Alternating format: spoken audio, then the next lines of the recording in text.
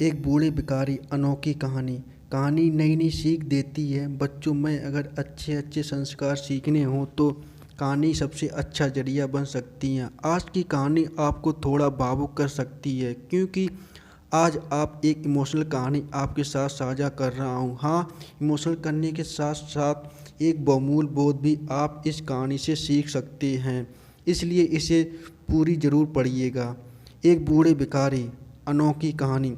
हर दिन एक भिखारी दरवाजे के पास जाकर भीख मांगता था, और घर का मालिक हमेशा घर के बाहर आते ही उसे देखकर फिर जाया करता। कई बार उसके लिए गालियाँ भी बकता। वो कहता, तू जिंदा ही क्यों है? पूरी दुनिया में ऐसे ही भीख मांगेगा क्या? धरती का बोझ क्यों बना बैठा है? और कभी कभी उस भिखारी को गुस्से में वह धक्का भी मार दिया करता। इतना कुछ हो जाने के बावजूद भिखारी के मुंह से सिर्फ यही निकलता कि भगवान भगवान तुम्हारे पापों को माफ़ करें।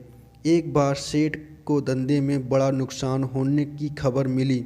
सेठ बहुत परेशान था कि तभी उसके दरवाजे पर वही भिखारी आया। गुस्से में अपना आपा खोते हुए सेठ ने उस भिखारी को पत्थर दे मारा। पत्थर लगने के कारण भिखारी का सर फट गया और उसके सर से खून बहने लगा। फिर भी दर्द से कराते हुए भिखारी ने इतना ही कहा, भगवान तुम्हारे पापों को माफ़ करे। भिखारी वहाँ से चल गया। सेठ सोच में पड़ गया। भिखारी को पत्थर मारा, फिर भी उसने सिर्फ प्रार्थना ही। सेठ का गुस्सा शांत हुआ, सेठ का मन शांत हुआ। भिखारी का रहस्य जानने के लिए सेठ ने भिखारी का पीछा करना शुरू कर दिया। भिखारी जहाँ जहाँ जाता सेठ उसके पीछे पीछे जाता।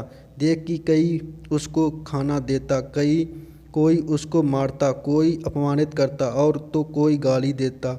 लोग भिखारी के साथ चाहे जैसा व्यवहार करते, लेकिन भिखारी उसके लिए एक ही प्रार्थना करता, भगवान तुम्हारे पापों को माफ़ करे। अब रात होने को आई थी। भिखारी अपने घर जाने के लिए लौटा। वो अपने घर पहुंच गया, लेकिन सेठ अब भी उसका पीछा कर रहा था। एक पुरानी टूटी हुई खटिया पर एक बूढ़ी औरत लेटी हुई थी, काफ़ी कमज़ोर और बीमार लग रही थी। वह भिखारी की पत्नी थी। अपने पति को वापस आता देखकर वह खाट से उठ गई। पत्नी ने अपने पति के भीख वाले कटोरे में देखा, उसमें सिर्फ आधी बासी रोटी थी। उसने देखकर वह बोली, आज बस इतना ही मिला? और हाँ, आपके सिर में खून निकल रहा, ये चोट कैसे लगी? बूढ़ा भिखारी बोला, आज बस इतना ही मिला, किसी ने कुछ दिया ही नहीं। सब ने गालियाँ दी और एक नए पत्थर भी फेंकना, इसीलिए मेरे सर फट गया। एक गहरी ठंडी सांस लेकर बूढ़ा भिखारी फिर से बोला, ये मेरे ही पापों का फल है। तुम्हें याद है कुछ सालों पहले हम कितने अमीर थे? क्या कुछ नहीं था हमारे पास हर चीज़ ज़रूरत से ज़्यादा भी थी, लेकिन हमने कभी दान नहीं दिया। और उससे भी बुरा हमने उस अंधे भिखारी के साथ किया जो हमारे दरवाजे पर भीख मांगने आया करता था। बूढ़ी पत्नी की आंखों में आंसू आ गए। वह बोली, हाँ हाँ, हम बेचारे अंधे के साथ बहुत बुरा करते थे, उसका अपमान करते थे, उसे खाने के लिए रोटी की जगह कागज़ दिया करता थे, उसका मजाक उड़ाया करते थे, कभी कभी मारा भी करते थे। मैंने कभी उसको रास्ता नहीं दिखाए, पर एक बार मैंने उसके मुंह में मिट्टी भी फेंकी थी, और वह हमेशा दुखी होकर यही कहता कि भगवान तुम्हारे पापों को माफ़ करे, भगवान तुम्हारे पापों को माफ़ करे। उसका श्राप सच हुआ और हम इस दुख भरी जिंदगी में आ गए।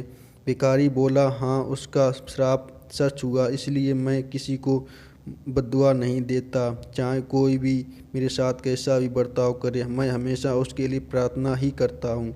मैं नहीं चाहता कि कोई भी हमारे जैसी ज़िंदगी का अनुभव करे, किसी को भी हमारे जैसा दुखों का सामना करना पड़े।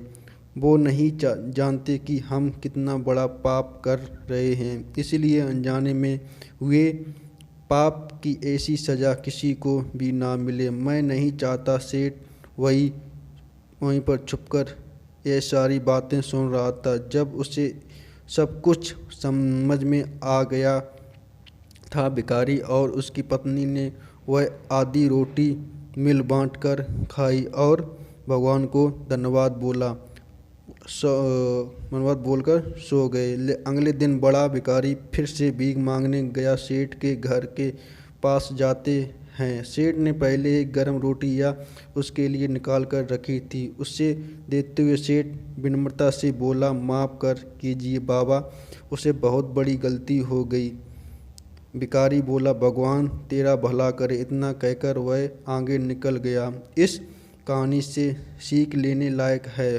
वह बड़ी ही सिंपल है कि आदमी चाहे किसी के बारे में बुरा कहे या भला करे, लेकिन भगवान सिर्फ कर्म के हिसाब से उसको फल देता है।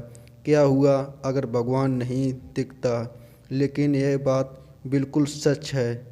आप उसके खाते में सब कुछ हिसाब बहुत बहुत पक्का होता है। इसीलिए जब किसी के लिए करो तो अच्छा ही करो, बुरा मत करो। बुरे का फल बुरा ही होता है। दोस्तों, अगर कहानी अच्छी लगी हो तो लाइक और सब्सक्राइब ज़रूर कीजिएगा एवं बेल आइकन दबाना मत भूलना, जिससे आपको अगली स्टोरी मिल सके। थैंक यू दोस्तों।